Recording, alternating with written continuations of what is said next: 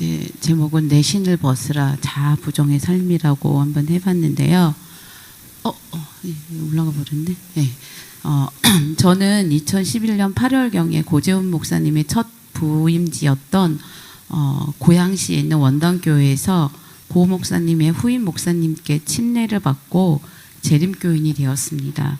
저는 어렸을 적 친구를 따라서 아까 보였던 선물 받으러 일요일 교회에 다닌 적은 있었지만 불교이신 어머님의 반대로 결혼하면 다녀라, 한 집에 종교가 2개이면은 집안이 분란이 있다고 그렇게 다니고 싶으면 결혼해서 다니라라고 하셔가지고 못 다녔습니다. 그런데 이제 성인이 돼서는 기독교에 대한 안 좋은 인식이 저에게 팽배했습니다.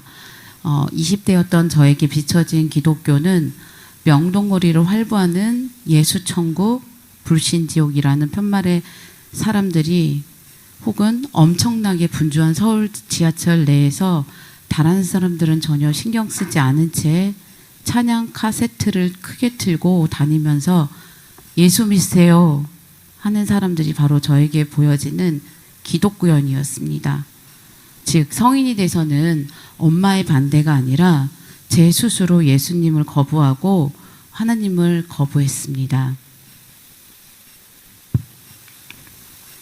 그러던 중에 저에게 새로운 것을 깨워준 것이 있었는데 바로 제7일 안식일 재림교회였습니다. 처음부터 교회를 다닌 건 아니었고 용산에 있던 SJ 남영학원 영어학원에 등록을 하고 출결 메이크업을 받기 위해 출석했던 그 주말 프로그램에서 기독교에 대한 인식이 정말 전 확 바뀌었습니다. 억지로 사람들에게 밀어내는 그런 것이 아니라 나에게 다가오는 어떤 생활 속의 기독교라는 생각이 들었고, 혹시나 내가 향후에 종교를 가진다고 한다면 이 교회에 다니고 싶다라는 생각을 조금 했습니다. 그러다가 세월이 흘러서 결혼하고 우리 첫 아이 건이가 태어나서 돌이 될 때쯤이었던 것 같아요. 8월에 되게 더울 때였던 것 같아요. 남편에게 교회 한번 나가는 게 어떻겠냐고 제의를 했는데 남편 정말 아무 꺼리낌 없이 그러자고 해서 함께 나갔습니다. 여기는 지금 안 나오지만 거기 원당교회 때는 되게 잘 나왔고요. 지금 생각하면 성령님이 임재하신 것 같다라는 생각이 들더라고요. 진짜로 토시 하나 안 달고 가자라고 한순간 여기 알아보고 전화해서 거기를 윤건이 유모차를 끌고 갔어요. 토요일 날. 예. 그렇게 저의 교회 생활이 시작되었고 1년여 다니니 목사님이 침례를 받는 것이 좋다고 하시길래 정말 준비도 않는 채 침례를 받게 되었습니다. 이 사진은 제 침례 사진은 아니고요. 제가 아무리 찾아도 제 침례 사진은 없더라고요. 윤건이 봉헌식이에요. 그래서 그 목사님 아들이랑 막내 아들이랑 윤건이가 어린이날 전에 이제 봉헌식을 했고 우리 딸은 박상희 목사님한테 봉헌식을 했는데, 하지만 침례를 받은 지 10여 년이 지나도록 교회를 다녔지만 정말이지 저는 교회만 다녔던 것 같습니다. 하나님의 말씀을 한 귀로만 듣기만 하고 제 마음에 새기지 못했으니 제 생활의 개혁은 일어날리 만무했습니다. 그러고 보니 저는 겉으로만 기독교인이었던 것 같습니다. 안식일이면 교회 오고 교회 오면 교회 일하고, 그리고 아이들에게는 하나님을 믿으니까 기도해야 하고 말씀 보라고만 했지 저는 정작 하나님께 제 마음을 정말 온전히 드리지 못했습니다. 그래서 지금 와서 고백하자면 저는 침례를 받고도 이곳 교회 다니면서도 맥주를 마셨습니다. 물론 중독 수준이나 일반인처럼 막 자주 많이 마시는 건 아니었지만 세상 속 사람들을 만날 때는 친해져야 하니까 이런 친교라는 명목하에, 혹은 제가 너무 속상한 일이 있을 때 누구에게 말을 못할 때 그걸 잊고자 혼자 마시곤 했습니다. 즉 저는 겉으로는 하나님을 경외한다고 믿으면서 교회에서는 목사님이나 집사님들이랑 성경 말씀하면서 속으로는 제 자신의 방법으로만 정말 살아왔다는 걸 깨닫게 되었습니다. 그러던 중 제 삶에 변화가 생기게 된 계기가 있었습니다. 바로 3040 소그룹 활동이었는데요. 물론 처음에는 사모님의 견으로 시작을 했습니다. 예, 목사님이 어떤 책을 읽고 되게 많이 변하셨다고 하면 좋을 것 같다고 저한테 권유를 하셨고, 예, 진행 과정에서도 사람들과의 대화 속에서 상처받기도 하고 마음에 들지 않는 상황들도 많았습니다. 하지만 저에게 있어서 그 소그룹 활동은 참으로 소중했습니다. 물론 매주 성경적 지식이 많이 쌓이는 것도 좋긴 했지만, 솔직히 그런 지식은 요즘과 같이 이 정보화 시대에 마음만 먹으면 구글을 찾아본다던가 유튜브를 찾으면 정말 충분히 찾을 수 있었습니다. 하지만 구글링을 통해서 얻을 수 없는 것이 바로 사람이었습니다. 저는 그 모임을 통해서 교인들의 평상시 모습에 대한 간증, 그리고 각오들을 들으면서 느껴지는 것이 있었고 마음의 떨림이 있었습니다. 물론 처음에는 그것도 없었지만 시간이 지나면서 그런 것들이 조금씩 쌓이기 시작했습니다. 그래서 하나님께서 우리에게 율법과 말씀을 주신 것이 우리를 강제로 간섭하거나 구속하기 위한 것이 아니라 우리를 보호하는 것임을 제 마음 스스로 절실히 깨닫게 되었고, 그 깨달음 후에는 맥주조차도 안 마실 수 있었습니다.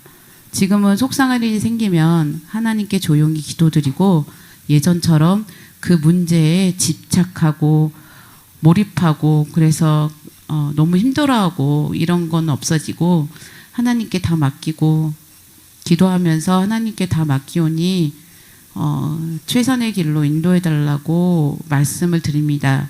근데 되게 신기한 게 그 문제가 해결이 되지는 않았는데 되게 마음이 편안해지는 걸 느꼈어요. 그래서 그전에는 그 집착이 되게 강했거든요. 그러다 보니까 그 문제에서 벗어나질 못하니까 더 힘들어지더라고요. 블랙홀처럼. 근데 일단 하나님한테 맡기니까 그게 문제가 해결됐는지는 모르겠지만 제 마음이 편해지더라고요. 그래서 그것을 느낄 수 있었습니다. 편안하고 가벼운 마음을 가질 수 있게 되었습니다. 그런데도 아직 저에게는 어떤 그리스도인으로서 부족한 게 너무 많습니다. 제가 받은 은혜를 다른 분들께 전해주고 싶고 전해줘야 하는데 그게 잘 안 되더라고요. 우리가 같은 말을 하더라도 참 은혜스럽고 진정성이 느껴지는 분들이 많으신데, 특히 교과 시간에 윤혜선 집사님이랑 저랑 어떻게 짝이 돼서 같이 할 때면 되게 부끄러워요. 저는 솔직히 이제 나름대로 단에 쓴다고 하면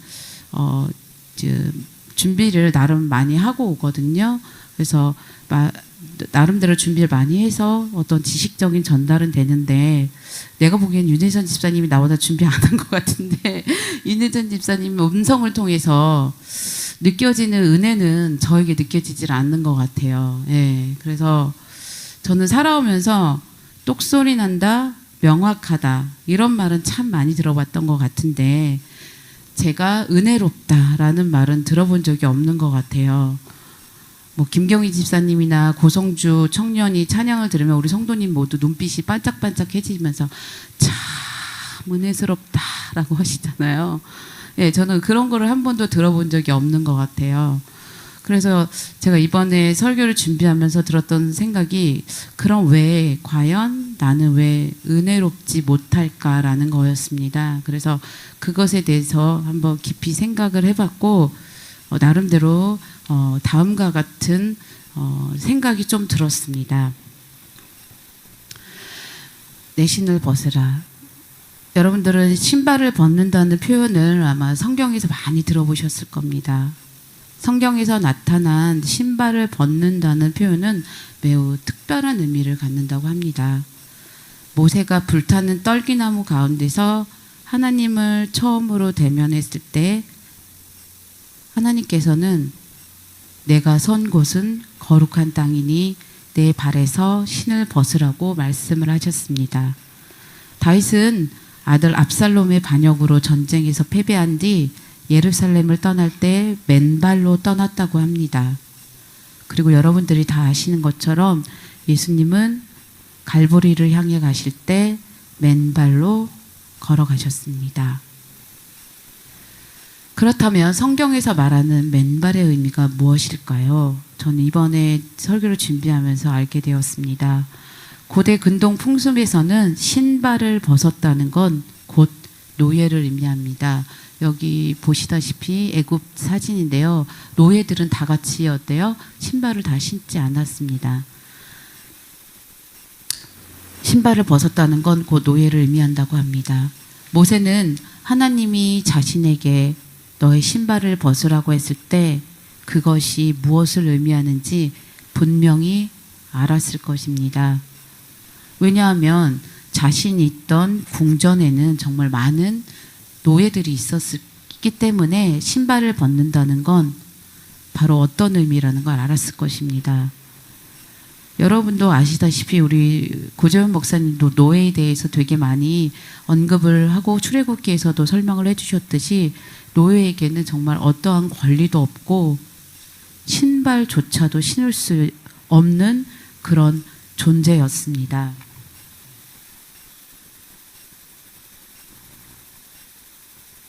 불꽃같이 타는 하나님의 임재 앞에서 모세는 하나님의 종이 되어 그의 백성들을 구원해내는 임무를 수행하기 위해 하나님으로부터 네 권리를 모두 포기하라는 부름을 받은 것입니다. 그리고 순종했습니다. 그리고 다윗도 맨발로 그의 성읍을 걸어나감으로써 정복당한 왕으로서의 굴욕을 보였습니다. 맨발이 된다고 하는 것은 겸손의 표시로 나의 모든 권리를 포기하는 것을 말합니다. 하나님이 어떤 것을 포기하라고 하시는 이유는 우리에게 더 큰 것을 주시기 위해서입니다.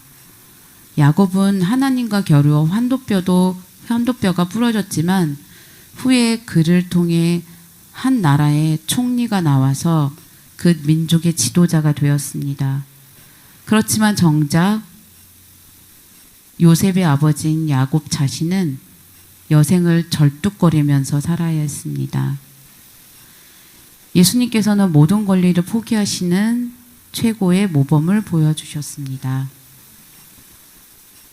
너희 안에 이 마음을 품으라. 곧 그리스도 예수의 마음이니. 그는 근본 하나님의 본체시나 하나님과 동등됨을 취할 것을 여기지 아니하시고 오히려 자기를 비워 종의 형체를 가지사 사람들과 같이 되셨고 사람의 모양으로 나타나사 자기를 낮추시고 죽기까지 복종하셨으니 곧 십자가에 죽으심이라. 그 어떤 사람보다도 예수님께서는 정말 그 노예보다도 못한 죽음을 맞이하셨는데 저희는 아니라 제가 과연 어떻게 살아왔는가, 정말 신발을 벗지 않고 정말 높은 신발을 신고 살았다는 생각이 들더라고요. 자아부정, 자아굴복, 이 단어가 참 작년에 저에게 많이 남았던 그 단어입니다. 머릿속에.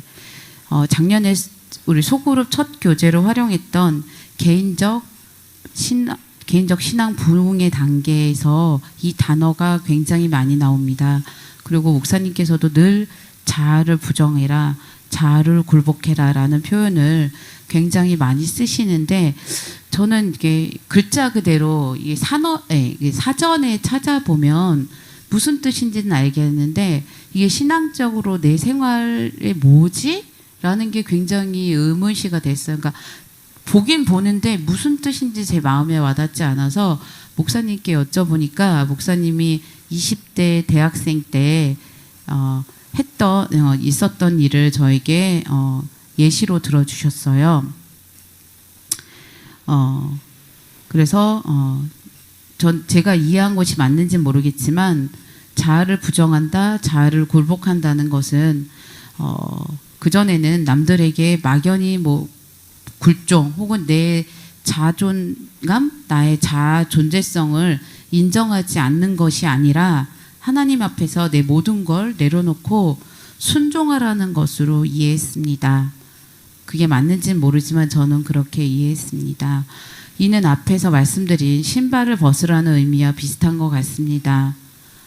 제가 잘났다고 모든 것을 주도하고 제 손에 든 것을 내려놓지 않으면 제가 손에 쥔 것을 내려놓지 않으면 하나님의 손을 잡지 못한다는 걸 알게 되었습니다.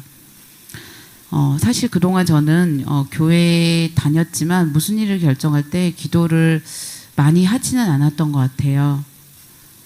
제가 아는 언니가 필리핀에서 국제학교를 하고 있는데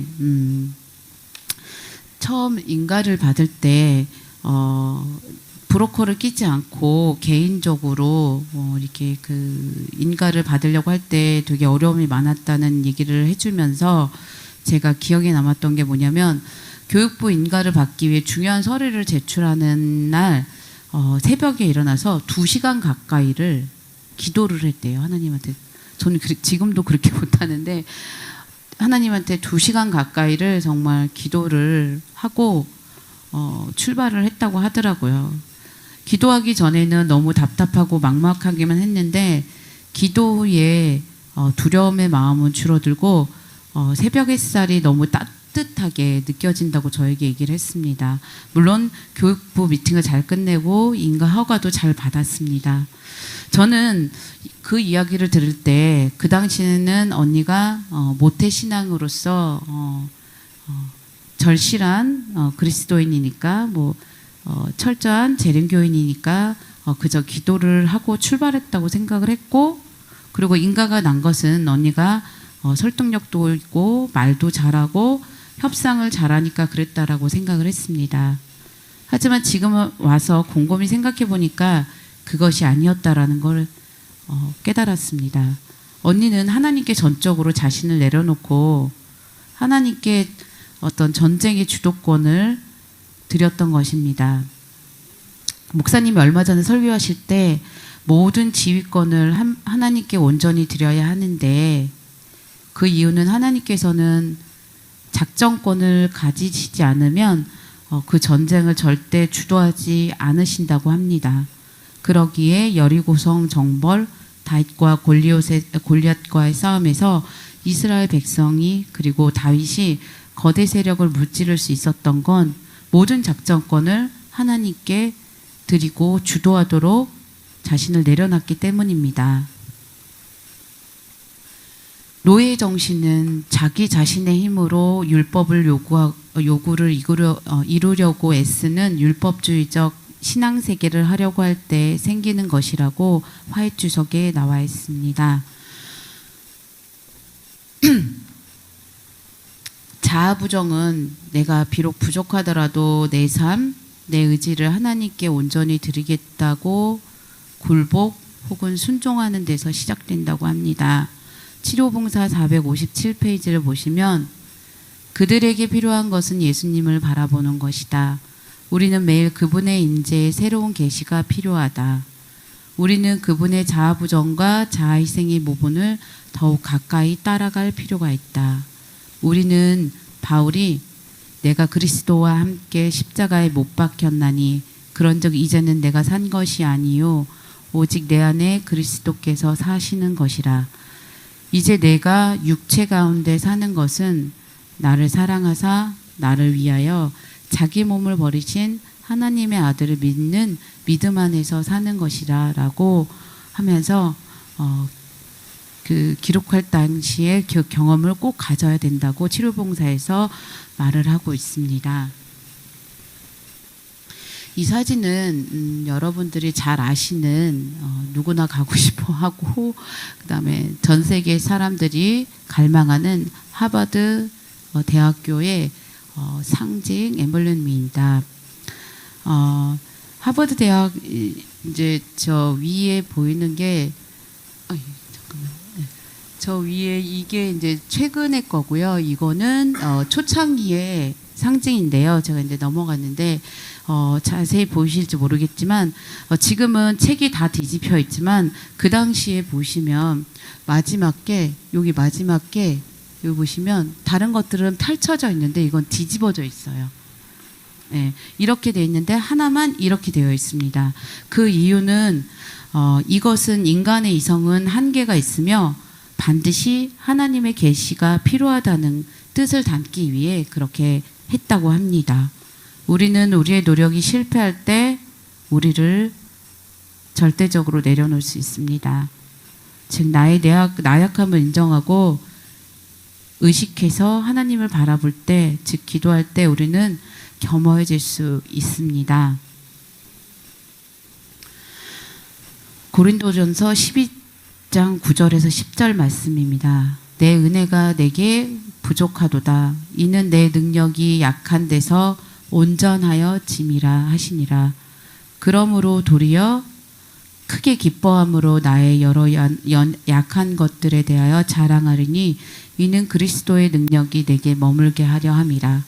그러므로 내가 그리스도를 위하여 약한 것들과 능욕과 궁핍과 박해와 곤고를 기뻐하노니 이는 내가 약한 그때의 강함이라. 그런데 저는 너무나 부끄럽게도 그리고 안타깝게도 제 자신을 너무나 믿지 않으면 안 된다고 생각해 왔습니다. 왜냐하면 어렸을 적부터 도움의 손길을 내밀 만한 곳은 없었고 거의 모든 일을 제 스스로 해야 했고 집안일로 책임을 제가 많이 져야 했습니다. 그래서 자연스럽게 저는 스스로 오뚜기처럼 일어나야 했고 책임져야 했고 부탁하는 것이 부자연스러웠고 내가 아닌 누군가에게 의지하는 것은 절대 있을 수 없는 일이라고 스스로 진화해 온 것 같습니다. 저와 하나님과의 관계에서도 그랬던 것 같습니다.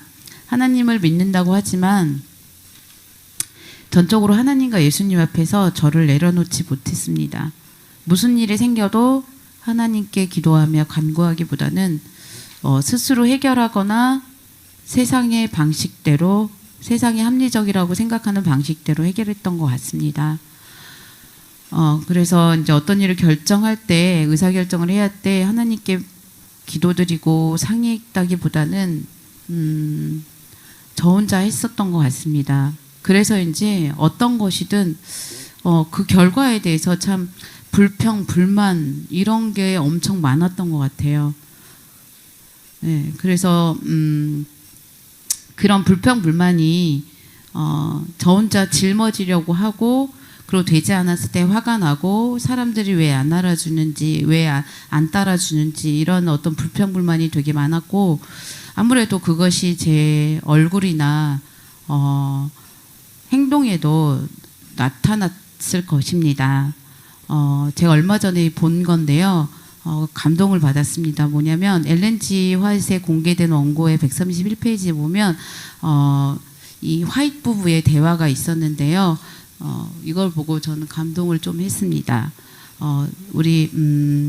이 화이트 부부가 힘들 때 우리 마지막에 여러분들 아신 것처럼 제임스 헛이 마지막에는 질병으로 굉장히 많이 힘들었는데 그리고 중간중간에도 많은 어떤 역경이 있었는데 그때마다 서로에게 힘이 되었다고 하더라고요. 여보, 더 이상 애써봤자 소용없을 것 같소. 아니에요. 주님은 우리를 버리시지 않아요. 그분은 우리에게 필요한 것을 넉넉히 주세요. 예수님이 우리에게 이보다 더 잘해주실 수는 없어요. 이걸 보면서 우리가 선지자라고 하는 이분들도 넘어지고 그다음 불평불만은 하는데도 서로 위로하면서 하나님과 예수님을 더 붙들려고 했던 모습이 되게 저에게 이 글을 읽으면서 감동적으로 다가왔습니다. 오직 의인은 믿음으로 말미암아 살리라. 바울은 나의 무거운 자아를 부정하고 하나님 안에서 참된 힘과 평안을 얻어야 한다고 얘기합니다. 내가 모든 것을 하려는 것을 버리고 내가 잘났다는 생각을 버리고 하나님께 온전히 저를 맡겨야 정말이지 참된 쉼이 온다는 걸 알게 되었습니다. 이런 깨달음을 주신 하나님께 진심으로 감사드립니다. 네, 그 다음에 제가 생각을 해본 게 턱스크 식당이라고 하는데 제목을 그렇게 지어봤고요. 다른 사람과 공유하는 삶의 현장에서 우리의 대부분은 무대 위에서 연기하는 배우와 같다고 합니다. 왜냐하면 우리는 다른 사람들의 기준과 기대에 맞도록 어느 정도는 행동해야 하기 때문입니다. 사회생활이라는 영역에서 자기 감정이나 의지와는 관계없이 분장하고 치장한 모습으로 청중 앞에서 연기를 해야 하는 것입니다. 언제나 행복하고 친절한 모습을 보여야 하는 감정 노동자인 경우 더 그렇다고 합니다. 연극이 끝나서 막이 내리게 되면 무대 뒤로 들러가서 모든 인위적인 분장을 제거해버리고 원래의 자기 모습으로 돌아오게 됩니다. 이것은 바로 공적 공간과 사적 공간의 사이에 존재하는 삶의 이중성이라고 합니다. 대부분의 직장인들에게 있어서 9시에서 오후 6시까지의 삶은 그 이후의 시간의 삶의 모습과 사뭇 다를 수 있습니다. 그러나 이러한 이중성의 간극이 심하면 심할수록 내적 갈등이 심해지고 그 이유는 자기의 속마음과 거리가 먼 위선적 행위로 스스로 괴롭기 때문이라고 합니다. 이것과 관련해서 턱스크라는 단어를 생각해 보았습니다. 턱스크는 여러분들 다 아실 겁니다. 우리말로 턱과 마스크를 조합해 만든 코로나 시대의 신조어입니다. 이는 마스크를 착용하되 턱만 가리거나 코만 가리거나 일명 마스크 신용이란을 하는 겁니다. 물론 저도 이 턱스크를 많이 합니다.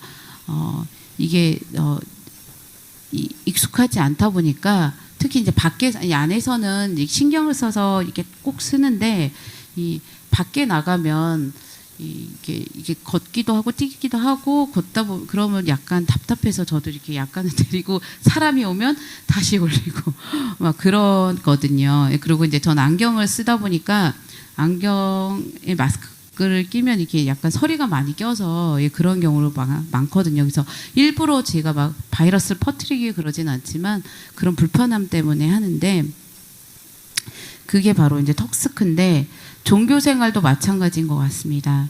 죄인이면서 의인인 척, 부정하면서도 정결한 척, 경박스러운데도 경건한 척, 부정직하면서도 정직하는 그러한 모습들입니다.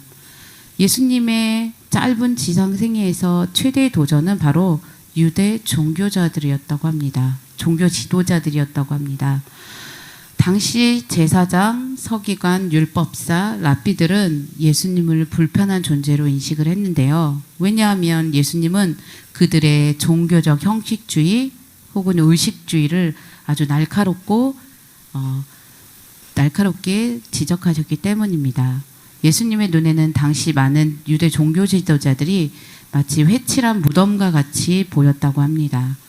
겉은 번지르르 하지만 속은 썩은 시체가 들어있는 그런 무덤 같은. 예를 들어 유대인들은 정기적으로 금식을 하는데 이것이 하나님 앞에서 자기 마음을 비워 정결해지기 위하기보다는 금식을 통해 초췌해지는 얼굴과 모습을 보여 다른 사람들에게 금식 행위를 알리기 위함이 더 컸다고 그럽니다.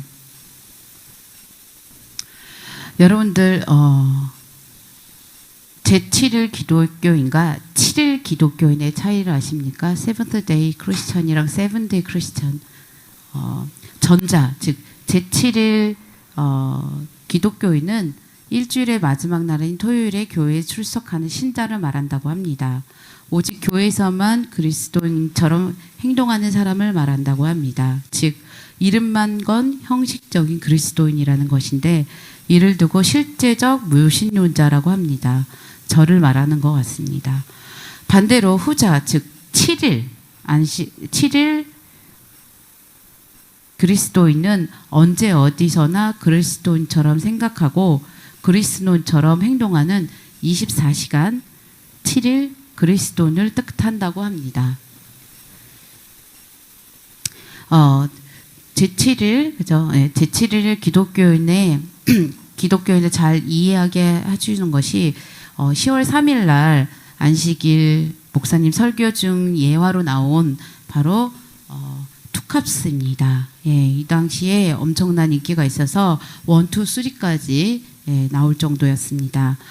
여기 보이는 안성기라는 둘 다 경찰인데 안성기가 극중 나오는 역할은 경찰인데 부정부패를 저지르는 평상시에는 부정부패를 천연덕스럽게 저지르면서 주일에는 꼬박 교회에 참석해서 회개하는 그리고 헌금을 내면서 회개가 되었다라고 생각하는 고참 형사의 모습에서 이 제7일 그리스도인을 발견하고 그게 저임을 고백합니다.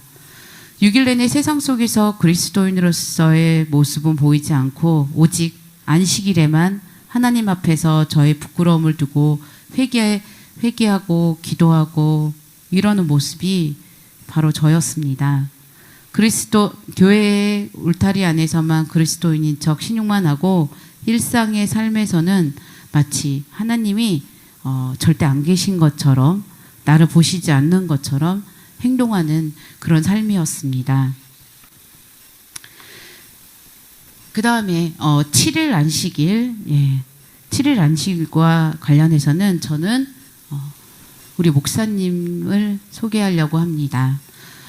제가 고재훈 목사님을 존경하고 좋아하는 이유가 바로 이것입니다. 솔직히 설교를 고 목사님보다 잘하시는 분은 많을 것입니다. 잘 안 들어봤지만 많을 거지만 그리고 성경적 지식도 목사님보다 훨씬 더 많이 보유한 구글이나 유튜브 선생이 있습니다. 하지만 저는 구글이나 유튜브를 존경하지는 않습니다. 왜냐하면 고재훈 목사님과 강민경 사모님께서 보여주시는 삶은 지식이 아니라 매일매 순간 예수님처럼 살고자 노력하시는 모습이기 때문입니다. 그 모습을 인위적으로 하시는 것이 아니라 저희 가슴으로 느낄 수 있기 때문입니다. 이 점이 바로 제가 너무나도 부족하고 너무나도 닮고 싶어서 질투나는 부분입니다. 공개적인 자리에서 말하기는 조금 부끄럽지만 저희 일상을 가장 많이 보는 이들이 바로 저희 가족일 것입니다. 저희 민낯을 숨기려고 해도 절대 숨길 수 없습니다. 그래서 제가 가끔, 자주일 것 같은데요. 큰 소리로 아이들을 혼내거나 저의 이익과 관련해서 조금도 양보하지 않으려는 저의 이기적인 모습을 볼 때 집에 계신 윤건이 아버님은 이렇게 말합니다. 성경 공부를 맨날 하면 뭐해? 교회 나가면 맨날 뭐해? 그리스도인한테 뭔가 감동받고 배울 게 있어야지 사람들이 나가지 않겠어? 정말 뼈 때리는 말입니다. 예전에는 이런 말을 들으면 나를 이해해주지 못하는 것이 화가 나서 너무나 짜증이 났습니다. 하지만 어느 순간부터인가 이런 말을 들으면 조금은 아차 싶어집니다. 참된 신앙은 겉과 속이 한결같아서 모양도 신실하고 내용도 신실해야 하는데 저의 신앙은 겉과 속이 전혀 다른 두리안 같은 신앙이었던 것입니다. 저의 삶은 아까 조금 말씀을 드린 것처럼 늘 어려서부터 의무감과 책임을 지지 않으면 집안도 책임져야 했고 이런 어떤 책임감의 연속이었습니다. 그래서 제게 주어진 일은 모두 완수해야 된다는 의무감이 어렸을 때부터 있었던 것 같습니다. 그리고 그게 완료가 안 되면 불안하고 싫었습니다. 그래서 일은 완료했지만 남는 게 없었습니다. 왜냐하면 제가 진정으로 좋아가지고 기꺼이 한 게 아니었거든요. 그저 커피숍에 쿠폰 찍듯이 제 일일을 하나 완수한 것이었지 제 마음에 진정으로 우러나와서 무언가를 해본 적이 없습니다. 집안일이니까 하고 학교일이니까 하고 교회일이니까 하고 그래서 겉으로는 남들에게 보여져서 일을 완료하는 것처럼 보이지만 제 내적으로는 전혀 기쁨이 없었고 안식일날 올해는 이제 코로나 이후에는 덜하지만 그전에는 안식일에는 안식일이 기다려지긴 하지만 아침부터 저녁까지 이어지는 일들, 연속적인 일들이 너무나 힘들었습니다. 그래서 일을 한다는 생각을 하면 할수록 몸은 힘들고, 그러던 중 그것에 대해 누구라도 나에게 지적이라도 하면 화가 정말 머리끝까지 치밀곤 했습니다.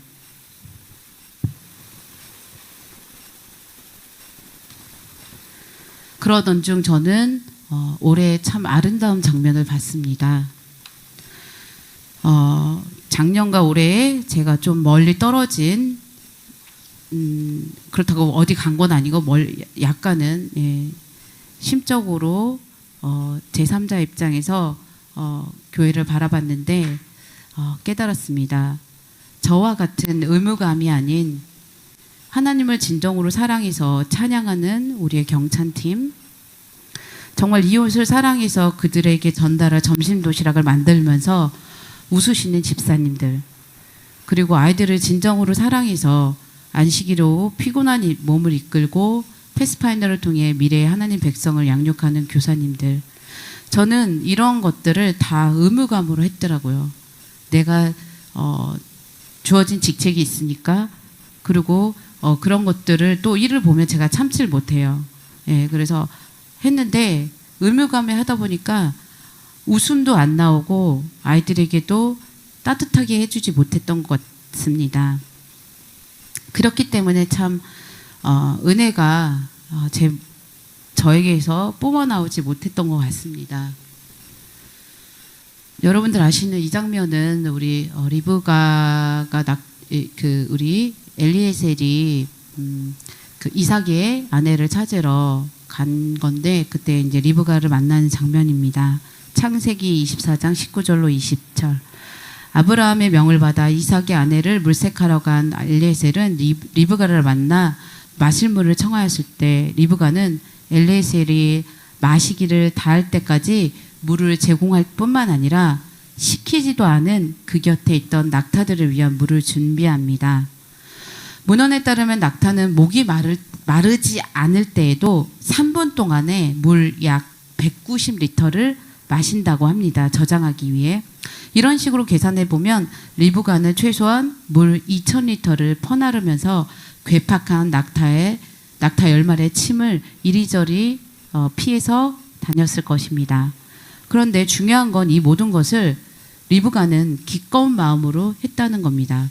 그날 아침에 리브가가 일어나서 오늘은 굉장히 중요한 분이 올 거야. 난 오늘 잘해야 돼. 그 어떤 사람 만나도 친절하게 해야지 라고 하지 않았을 것입니다. 이러한 기꺼운 마음으로 했기 때문에 엘리에셀은 이 여인을 처음 봤을 때도 하나님이 정해놓은 이삭의 배필임을 깨달았을 것입니다. 네, 우리 지지난주까지 마친 건데요. 저희 소그룹 구절인데 믿음과 행함에 나왔던 구절인데, 제가 너무 이 구절이 너무 좋았습니다. 같이 나누기도 했었는데요. 만일 그리스도께서 심령 속에 거한다면 그분은 가정과 일터와 시장과 교회에 나타날 것이다.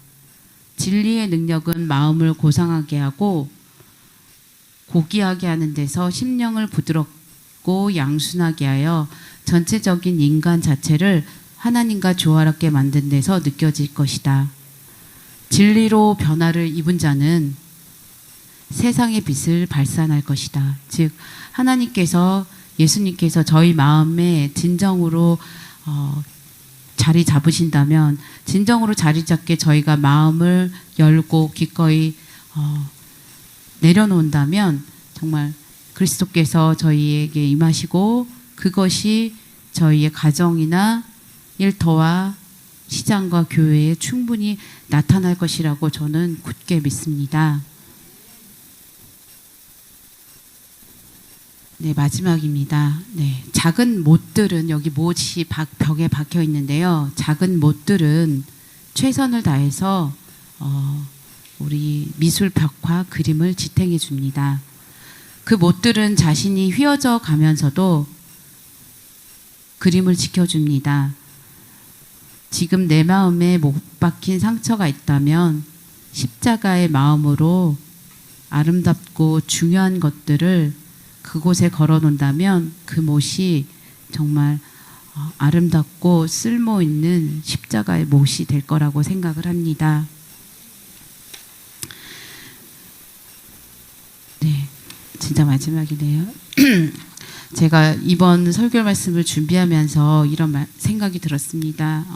하나님께서 제가 살아온 이 겉과 속이 다른 삶을 스스로 돌아보게 하시고 앞으로는 개혁된 삶을 살고 그런 행동을 하라고 저에게 명령하시는 것 같습니다. 그래서 이번 설교를 준비하면서 그 누구보다도 은혜를 많이 받고 깨달음을 많이 받은 게 저 자신임을 고백하면서 제가 앞으로 담기 원하는 삶을 표현해 주는 찬양을 듣고 말씀을 마치도록 하겠습니다.